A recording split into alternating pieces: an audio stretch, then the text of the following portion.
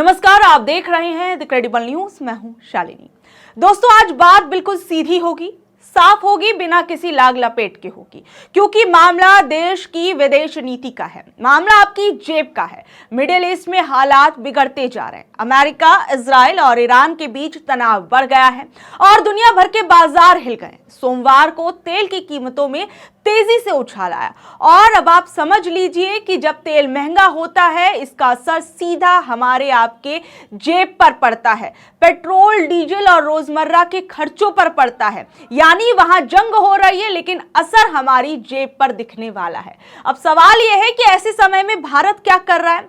इस बीच एक बड़ी खबर सामने आई है, जो कि ब्लूमबर्ग की रिपोर्ट के मुताबिक है। भारत एक बार फिर रूस से सस्ता तेल खरीदने की तैयारी में है और इसकी सबसे बड़ी वजह यह है कि इजराइल और ईरान की जंग की वजह से खाड़ी देशों वाले समुद्री रास्ता होर्मुज़ बंद कर दिया गया है।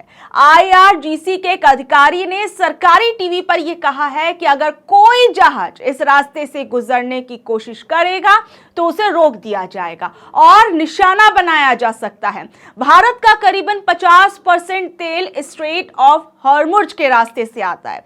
दूसरी ओर फॉक्स न्यूज की रिपोर्ट ये कह रही है कि जो बयान ईरानी अधिकारी दे रहे हैं, उसके उलट होर्मुज़ स्ट्रेट जो है वो बंद नहीं है। वहीं आप ये भी समझिए कि भारत दुनिया का तीसरा सबसे बड़ा तेल खरीदार है। इसलिए भारत के लिए डर की स्थिति ये है कि अगर वहां से सप्लाई रुकी तो देश में पेट्रोल, डीजल की किल्लत हो सकती है। अब जरा भारत की स्थिति देखिए। भारत अपनी जरूरत का लगभग 85% जो है वो तेल आयात करता है। यानी हमारी गाड़ी, बस, ट्रक, फैक्ट्री सबकी सांस बाहर के तेल पर चलती है। और जब रूस यूक्रेन युद्ध शुरू हुआ था, तब भी पश्चिमी देशों ने रूस पर प्रतिबंध लगाए। बहुत से देशों ने रूसी तेल खरीदना कम कर दिया। उसी समय भारत को रूस से सस्ता तेल मिलने लगा, डिस्काउंट पर, वो भी मतलब सीधा फायदा हुआ। कम दाम में कच्चा तेल मिल गया। सरकार ने कहा कि हम अपने राष्ट्रीय हित में खरीद रहे हैं ये जो तेल है। ठीक बात है, देश का फायदा भी होना चाहिए और देश का फायदा पहले स्थान पर होना चाहिए। लेकिन फिर क्या हुआ? खबरें आई कि अमेरिका को ये रास नहीं आ रहा। टैरिफ की बातें होने लगी, दबाव की बातें होने लगी और अचानक रूस से खरीद घटने लगी। फरवरी में खरीद काफी ज्यादा नीचे आ गई और अब यहां पर सवाल ये बनता है कि अगर फैसला पूरी तरीके से पहले वाला जो था वो राष्ट्रीय हित में था, तो दबाव आते ही ये बदलाव क्यों हुआ? यानी आप ये सीधे तौर पर समझ लीजिए कि बाहर जो कुछ हो रहा है उससे हमें फर्क पड़ना ही पड़ना है। पहले रूस यूक्रेन युद्ध के बाद भारत ने रूस से सस्ता तेल खरीदना शुरू किया। सरकार ने कहा कि ये हमारे राष्ट्रीय हित में सस्ता तेल मिलेगा तो देश को फायदा हो जाएगा। लेकिन जब ये खबर आई कि अमेरिका जो है वो काफी ज्यादा नाराज है, टैरिफ लगाने की बात की गई, वो भी भारी भारी टैरिफ लगाने की बात की गई, तो उस समय यह देखा गया कि कहीं ना कहीं भारत सरकार रूस से तेल खरीद को कम करती हुई नजर आई। और सबसे बड़ी बात, जब भारत रूस से तेल खरीद रहा था तब अमेरिका की तरफ से तीखे बयान आए। बार बार डोनाल्ड ट्रंप जो है वो अजीबोगरीब बयान भारत को लेकर दे रहे थे। ट्रंप ने यह तक कह दिया था कि जो देश रूस से व्यापार जारी रखेगा उसे गंभीर नतीजे भुगतने पड़ सकते हैं। तो सवाल यहां पर उठता है कि तेल खरीद घटाने की जरूरत भारत को क्यों पड़ी उस वक्त, और अगर तेल खरीद को घटाना रणनीति थी तो अब बढ़ाना किस रणनीति का हिस्सा है? क्या यह अंतर्राष्ट्रीय दबाव का मामला था या बदलते हालात की मजबूरी थी? आज का सवाल सरल है लेकिन जवाब आसान नहीं है। देखिए, सवाल यहां पर यह उठता है कि क्या जो अमेरिका ने भारत पर दबाव बनाया उसके चलते हमें रूस से अपनी तेल खरीद को कम करना पड़ा था? क्या यह अंतर्राष्ट्रीय दबाव का मामला था या बदलते हालातों की मजबूरी था? और ये सवाल बिल्कुल सरल है लेकिन जवाब आसान नहीं है। और जब जवाब आसान नहीं होते तब सवाल और जोर से पूछने पड़ते हैं।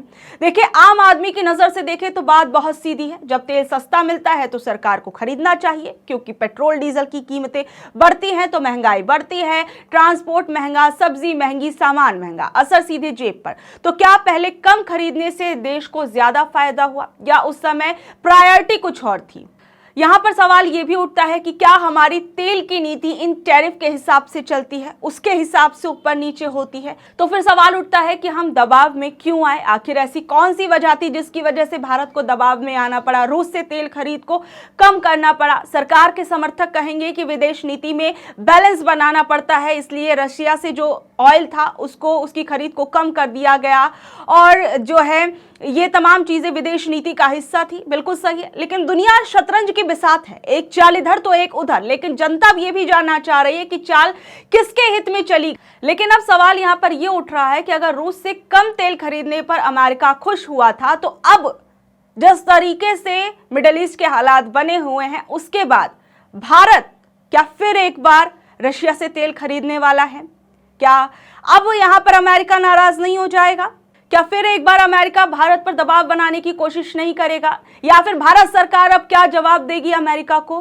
क्या खुलकर भारत की सरकार ये बोलेगी कि ये हमारा देश है और हमारे राष्ट्र हित जो है वो सर्वोपरि हैं, हम ये तय करेंगे कि हमें किससे तेल खरीदना है, किससे तेल नहीं खरीदना, किस कीमत पर खरीदना है, कैसे खरीदना है?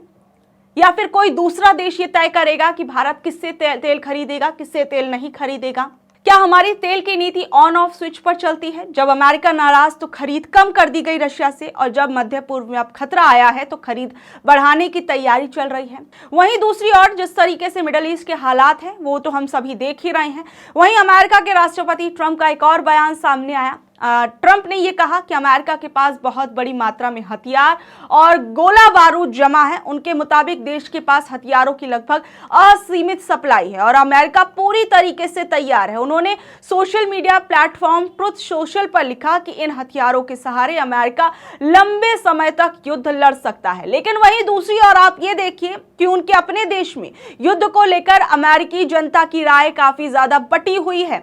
एक रिपोर्ट भी सामने आई थी जिसमें अमेरिका की जो जनता है उसमें ज्यादातर लोग जो है इस युद्ध के पक्ष में नहीं है। अमेरिका की जनता के लिए सबसे बड़ा मुद्दा उनकी जेब है। लोगों को डर है कि अगर ईरान के साथ लंबी जंग चली तो पेट्रोल और गैस के दाम आसमान छू लेंगे। अमेरिका में पहले से ही महंगाई एक बड़ा मुद्दा रही है और लोग नहीं चाहते कि किसी विदेशी युद्ध की वजह से उनकी रोजी रोटी और महंगी हो जाए। अमेरिका पिछले कई दशकों से अफगानिस्तान और इराक जैसी लंबी लड़ाइयों में फंसा रहा और वहां की आम जनता थक चुकी है। लोग सोशल मीडिया और सड़कों पर सवाल उठा रहे हैं कि हमें दूसरे देशों के झगड़े में अपने सैनिकों की जान और अपना पैसा क्यों बर्बाद करना चाहिए। और सबसे बड़ी बात आप यहाँ पर यह भी देखिए कि जो कुछ मिडिल ईस्ट में चल रहा है उसके बाद यूएन को लेकर भी तरह तरह की बातें हो रही हैं। वहीं दूसरी ओर यूएन में एक बहुत ही बड़ा और अजीब नजारा देखने को मिला। राष्ट्रपति ट्रंप ने अपनी जगह अपनी पत्नी को अमेरिका का प्रतिनिधित्व करने के लिए भेज दिया। यूएन के इतिहास में शायद ही ये पहली बार है जब किसी देश के राष्ट्रपति ने अपनी पत्नी को देश का पक्ष रखने के लिए भेजा। लोग इस पर भी अब तरह तरह की बातें कर रहे हैं। जहां यूएन के अंदर हमने देखा कि उनकी पत्नी नजर आई, वहीं दूसरी ओर जहां एक तरफ मिडिल ईस्ट में काफी ज्यादा उथल पुथल मची हुई है, वहीं दूसरी ओर भारत के अंदर भी मोदी सरकार पर कई सवाल उठ रहे हैं। विपक्ष के नेता लगातार सवाल पूछ रहे हैं। अभी हाल फिलहाल में मैंने आपको बताया कि सोनिया गांधी ने एक एडिटोरियल लिखा जिसमें ईरान को लेकर भारत सरकार की स्थिति को स्पष्ट करने के लिए कहा गया। वहीं दूसरी ओर राहुल गांधी का भी एक बयान सामने आया है। राहुल गांधी ने सोनिया गांधी के आर्टिकल की तस्वीर के साथ एक्स पर पोस्ट किया कि जब किसी विदेशी नेता की टारगेटेड किलिंग के बाद हमारे देश की तरफ से सोवेनिटी या इंटरनेशनल लॉ का कोई साफ बचाव नहीं होता और हम इम्पार्शियलिटी छोड़ दी जाती है, तो इससे हमारी फॉरेन पॉलिसी की दिशा और क्रेडिबिलिटी पर गंभीर शक पैदा होता है और इस मामले में चुप रहना न्यूट्रल नहीं है। वहीं सोनिया गांधी जी इस अहम ग्लोबल मोड पर लिख रही हैं जिसमें उन्होंने इस बात पर जोर दिया कि भारत को सॉवरेनिटी और शांति के लिए खड़ा होना चाहिए और अपनी मोरल ताकत को फिर से खोजना चाहिए। देखिए, मैं आपको बता दूं कि पश्चिम एशिया में बढ़ते तनाव के बीच मंगलवार सुबह दिल्ली एयरपोर्ट पर भी 80 इंटरनेशनल उड़ानें रद्द कर दी गई और इनमें 36 डिपार्चर और 44 अराइवल फ्लाइट शामिल हैं। एयर स्पेस में लगे रेस्ट्रिक्शंस के बाद दुबई जा रही एमिरेट्स की फ्लाइट EK513 को भी वापस दिल्ली लौटना पड़ा। वहीं दुबई से आने वाली फ्लाइट्स EK512 मंगलवार सुबह दिल्ली एयरपोर्ट पर उतरी। बहरहाल जहां विपक्ष के लोग कई सवाल उठा रहे हैं, वहीं दूसरी तरफ कई बड़ी चीजें इस वक्त भारत के अंदर हो रही हैं। भारत की फ्लाइट्स पर इसका काफी बड़ा असर देखने को मिल रहा है। बहरहाल अब आप लोग इस खबर के बारे में क्या कुछ कहेंगे, नीचे दे कमेंट बॉक्स में जरूर बताइएगा। और ऐसी अपडेट से जुड़े रहने के लिए देखते रहिए द क्रेडिबल न्यूज। मैं हूं शालिनी, धन्यवाद।